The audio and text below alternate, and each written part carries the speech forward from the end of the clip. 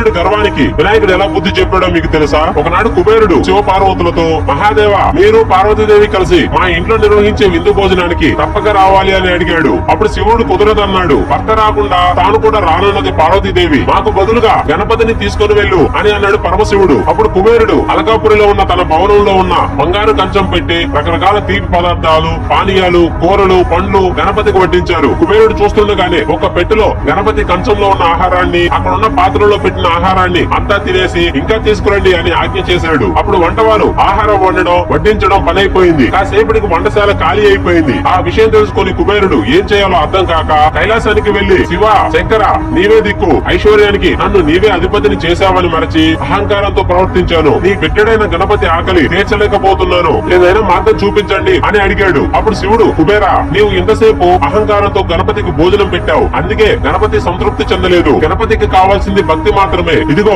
ఈ గుప్పెడు బియ్యం తీసుకొని అహంకారం విడిచి చేసిన తప్పు ఒప్పుకొని పరమ భక్తితో గణపతికి సమర్పించు అని అన్నాడు పరమశివుడు. అప్పుడు కుబేరుడు ఆ గుప్పెడు బియ్యాన్ని ఉడికించి గణపతికి భక్తితో సమర్పించాడు. ఆ గుప్పెడన్నం తినగానే గణపతికి కడుపు నిండి సంతృప్తి చెందాడు. భక్తితో గణపతికి చిన్న బెల్లం ముక్కను వేదగా చేసినా చాలు, అదే మహాప్రసాదంగా స్వీకరిస్తాడు ఆ విఘ్నేశ్వరుడు. ఓం గం గణాధిపతియే నమః.